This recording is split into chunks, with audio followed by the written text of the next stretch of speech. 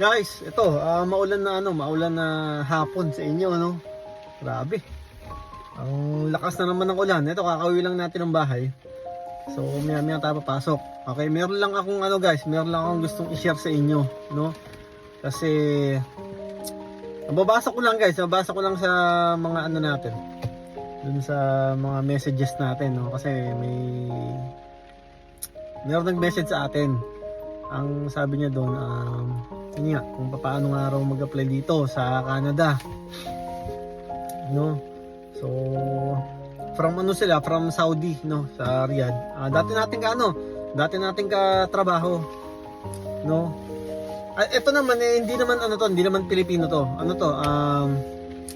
Parang yata to Sudani yata, parang ganoon. So yun, basta mapa Pilipino, mapa ibang lahi, guys.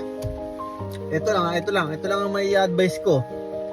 Okay, kasi meron din akong mga napapanood sa TikTok, sa Facebook na yun nga, panay ang hikayat pa na magpunta rito sa Canada. Well, depende kasi yan guys kung anong pasok mo dito. Okay, ito, example na lang guys yung sa amin. Okay, ang pasok namin dito kasi guys, TFW. So ibig sabihin temporary foreign worker kami. Okay, sa kaalaman ng lahat, actually hindi lang naman ako ang nakapanood dito. Marami, halos lahat ng tao dito sa Canada, maging sa ibang bansa, na talagang ang lugar na to, okay, itong Canada guys, sobrang naghihigpit sila sa ngayon. Hindi natin alam kung hanggang kailan sila maghihigpit, lalong-lalo sa mga gaya naming temporary foreign worker, no? Kamakailan lang, okay, may lumabas na bagong balita na naman. Actually, lagi namang may lumalabas na mga bagong balita, bagong rules, no? Na yun nga, na talagang magbabawas sila ng tao dito, lalong-lalo sa mga temporary foreign worker, no, na gaya namin.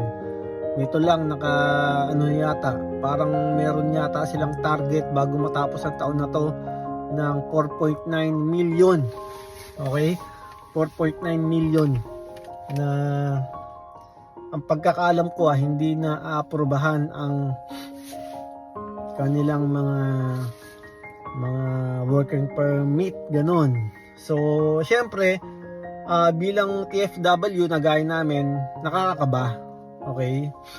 Kasi hindi natin alam na anytime, lalo ngayon, on process yung aming pag-apply ng work permit, hindi namin alam kung ito ba ay maaprubahan or hindi.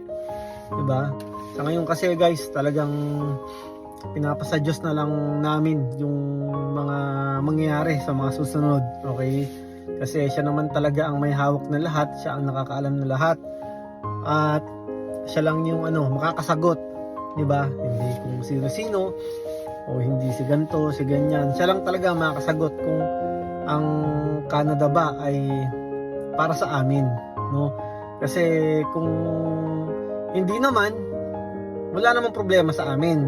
Okay? Kasi ganun talaga. Siguro nga hindi pa time or may magandang plano si Lord para sa amin, no? So kung aprubahan naman, salamat Lord, kasi yon, panibagong taon na naman ng aming pakikibaka rito, pagtatrabaho, di ba? Well, sabi ko nga guys,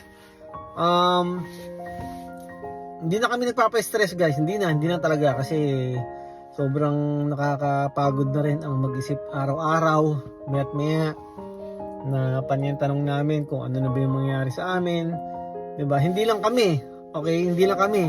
Alam ko, naiintindihan ako ng mga ng mga gaya naming nasa gantong status. Okay? Lalo sa mga nagdaan sa ganito. Alam ko, naiintindihan nyo kami. Okay?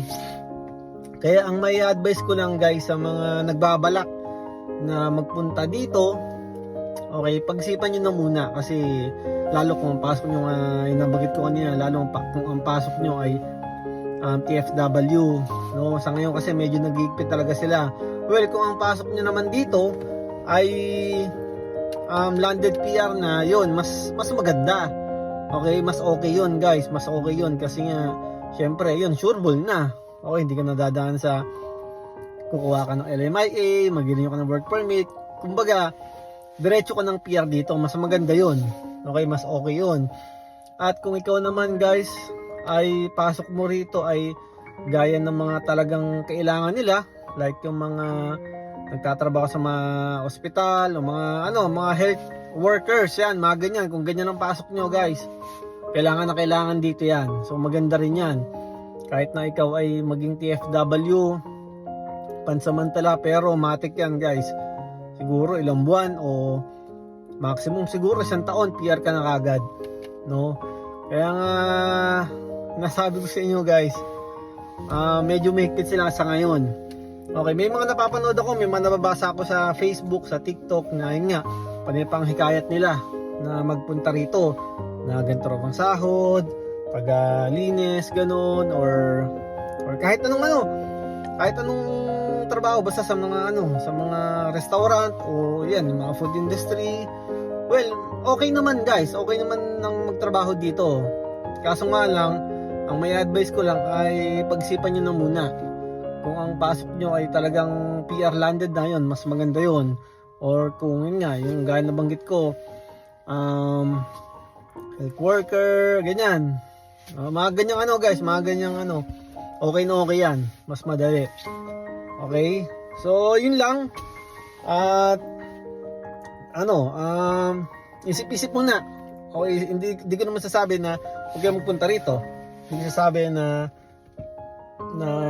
diretso na kayo dito. Hindi ko sasabing ganun. Basta ang sa akin lang ay pagsipan nyo na muna. Okay, talong lalo, pag-pray nyo. Kasi syempre alam naman natin na si Lord lang naman ang makakatulong sa atin, makakasagot ng lahat ng katanungan natin, at siya ay may purpose sa atin lahat. Kung ano naman nangyari sa atin, goods man yan o bad man yan, no? Yun lang. Tayo guys, pasalamat pa rin tayo sa kanya, no? So guys, yun lang. Ito, na tayo, medyo hinto na yung land, no? Ingat kayo lahat guys. God bless you all.